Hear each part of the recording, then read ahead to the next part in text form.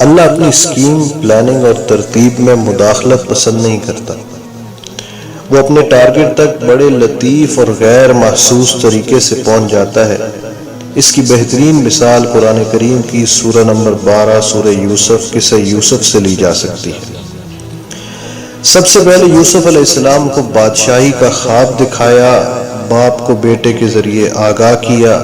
ایک لمحے موجودہ کا نبی تو دوسرا مستقبل کا نبی، مگر دونوں کو ہوا تک نہیں لگنے دی کہ یہ تکمیل کیسے ہوگی۔ خواب خوشی کا تھا مگر چکا اور چرخا غم کا چلا دیا۔ یوسف 2 کلومیٹر دور بھائیوں کے حسد اور مخالفت کے سبب کنویں میں پڑا ہے، باپ کو خوشبو تک نہیں آنے دی۔ اگر خوشبو آ گئی تو باپ ہے، رہ نہیں سکے گا، جا کر نکلوا لے گا۔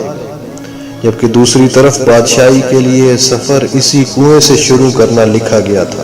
اللہ فرماتے ہیں کہ اگر یعقوب علیہ السلام کو اسکیم سمجھا دوں تو بھی اخلاقی طور پر بہت برا لگتا ہے کہ ایک باپ اپنے بیٹے کو بادشاہ بنانے کے لیے اسے کنویں میں ڈال کر درخت کی اوڑ لیے جھانک جھانک کر دیکھ رہا ہو کہ قافلے والوں نے اٹھایا ہے یا نہیں۔ لہذا سارا انتظام اپنے ہاتھ میں رکھا۔ اگر یوسف علیہ السلام کے بھائیوں کو علم ہو جاتا کہ اس کنویں میں گرنے والا بادشاہ بنے گا اور وہ یوسف سے مخالفت اور حسد کر کے دراصل اسے بادشاہ بنانے میں اللہ کے ہاتھوں استعمال ہو رہے ہیں، تو وہ یوسف کو کنویں میں پھینکنے کی بجائے ایک دوسرے کی منتیں کرتے کہ مجھے دھکا دے دے۔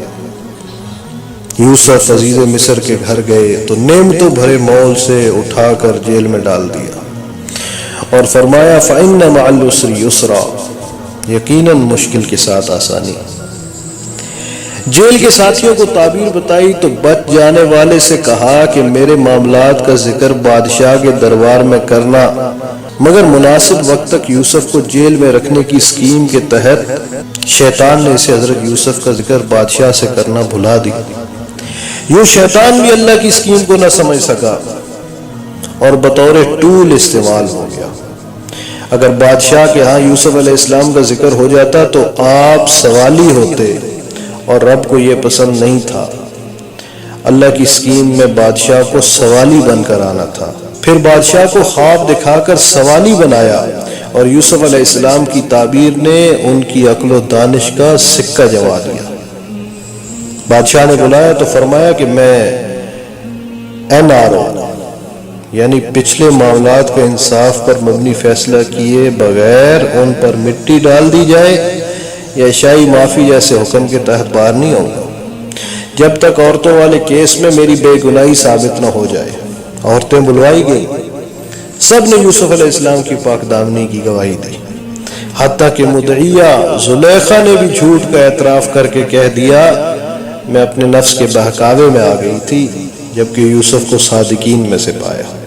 جس قحط کا خواب بادشاہ کو یوسف کے پاس لایا، وہی قحط یوسف علیہ السلام کے بھائیوں کو یوسف علیہ السلام کے دربار میں لے آئے اور دکھا دیا کہ یہ وہ بے بس معصوم بچہ ہے جسے تمہارے حسد اور مخالفت نے بادشاہ بنا دیا۔